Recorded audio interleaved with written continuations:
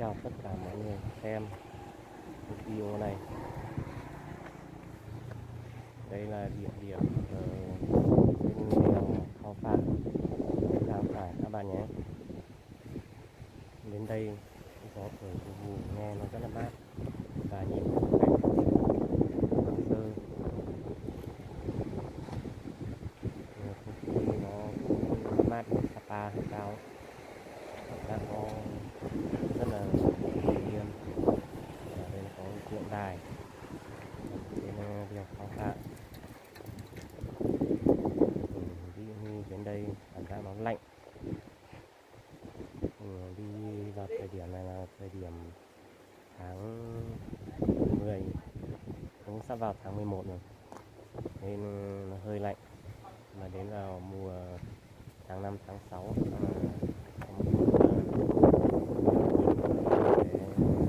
trong lành hơn.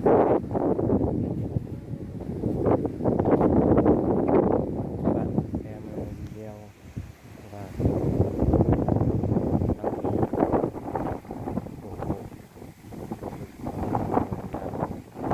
nhiều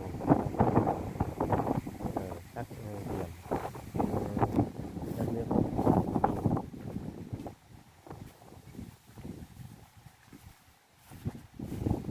Mình cũng mới làm sướng nhỉ, YouTube nên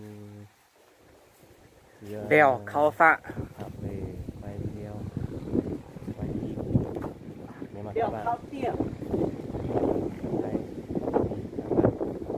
hãy để lại người video về một video để mình biết về nội dung để mình có thêm động lực để làm thêm nhiều video nữa.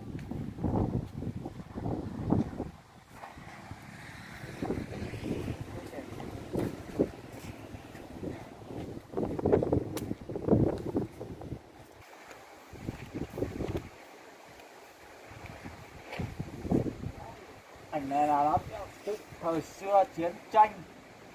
Wow.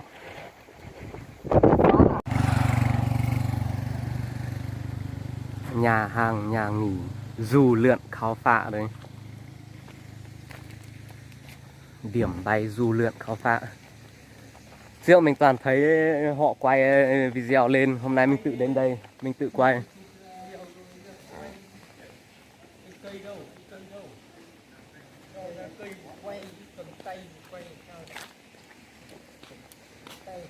Tiền nhảy dù Khao Phạ lần đầu mới đến.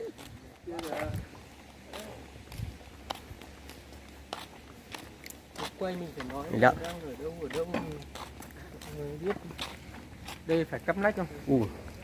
Lên cái chỗ này để ngắm cảnh đẹp này. Bây giờ Điểm bay dù lượn Khao Phạ đây. Rất là nhiều người đã từng đến đây chơi đây. Khao Phạ đẹp chưa?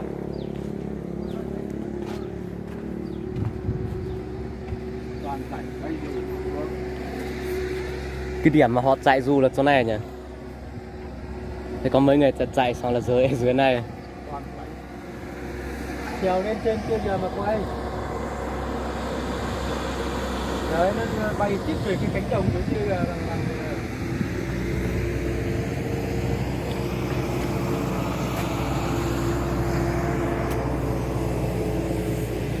Có một số nó bay sáng, nó bay tít ở bên kia mà.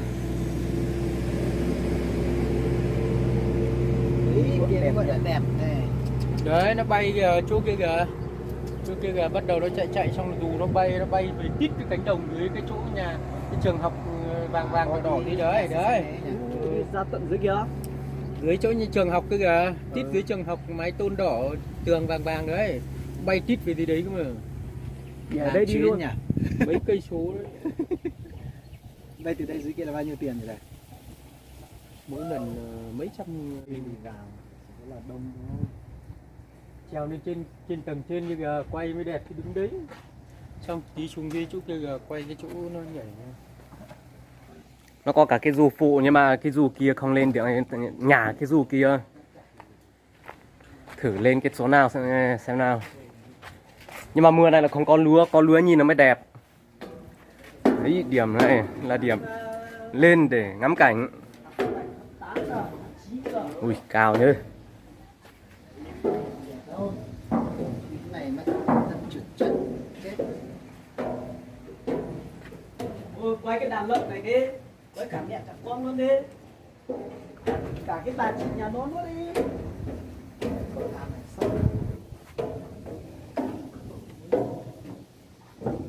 Nhưng mà như vậy là cái đẹp. Đấy. Bao nhân dân, không phát trải. Ông căng trải nhảy hương.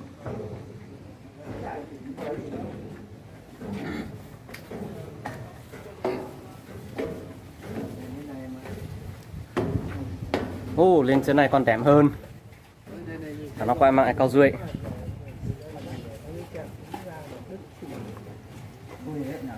Không biết các anh Đây phanh dân như đông. nào.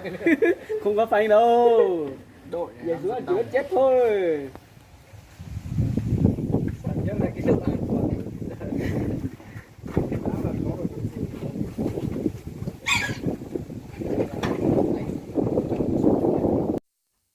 Đứng ở nơi này nhìn xuống thung lũng này, nhưng mà vào mùa mà có lúa chín vàng ấy, mọi người sẽ thấy rất là đẹp. Nhưng mà tiếc rằng tôi đến đây vào cái mùa mà họ đã gặt xong hết, cho nên nhìn nó rất là hoang sơ và cũng không được đẹp cho lắm. Và có cái bậc thang này đi xuống này thì là cái đường đi xuống để họ chạy, và gió thổi thì dù nó bay đi lên. Mọi người thấy có đẹp không? Khu này mình thấy cực đẹp luôn.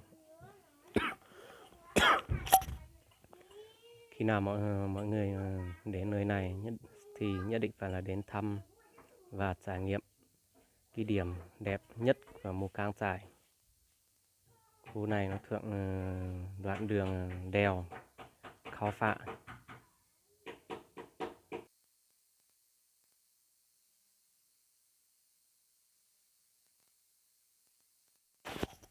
Không khí ở đây ấy, cũng rất là mát và thoải mái.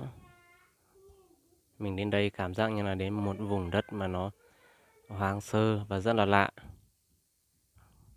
Lần đến này là lần đầu tiên của mình.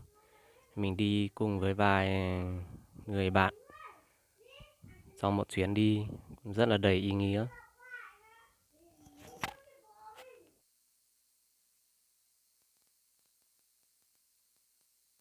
Ô mà họ hàn cái khung sắt lên cao cao này là dành cho những ai mà thích lên cao và ngắm toàn cảnh khu thung lũng ở bên dưới của các cái ruộng bậc thang. Nhưng mà vào mùa mà có lúa chín vàng ấy, nhìn nó sẽ rất là đẹp.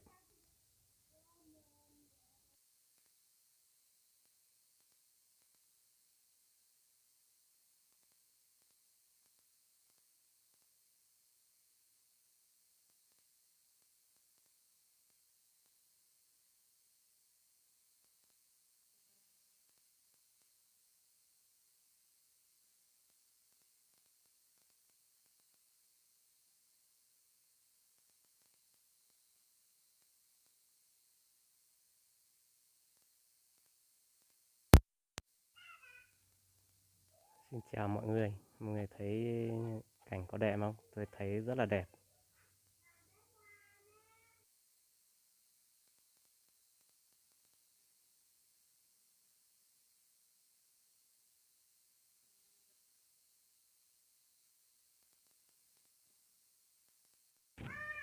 Bạn đằng sau tôi, bạn đấy tên là Sánh. Bạn đấy là người đồng hành cùng mình trong chuyến đi này. Bạn ấy cũng là một người rất là muốn đi khám phá mọi vùng đất lạ.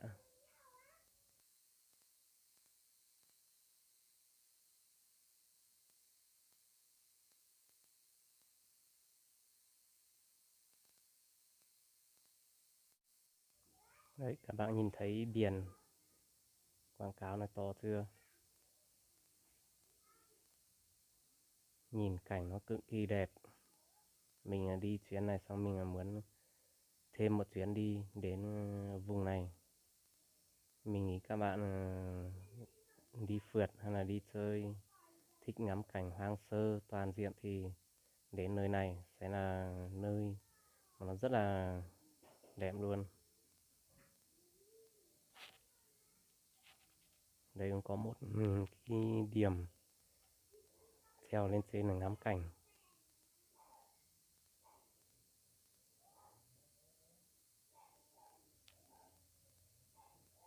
Đây là ở chỗ đoạn đường cua. Bên kia là xe ô tô của bọn mình đi. Có một bạn đang đi vào ô tô. Đoạn đường cua nó có một số đầu kéo đi, nhìn họ đi nhanh, trông nó rất là sợ.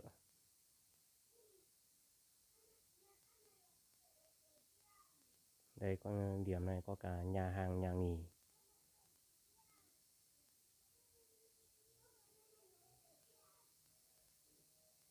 Nhìn xe máy đi qua nhanh.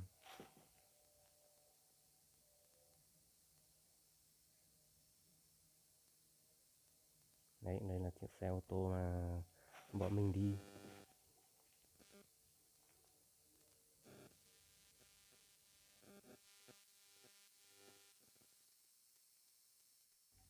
Và video cũng kết thúc tại đây. Mong mọi người nhớ đăng ký kênh và ủng hộ cho mình thêm nhiều động lực để mình làm thêm nhiều video clip hay. Cảm ơn các bạn xem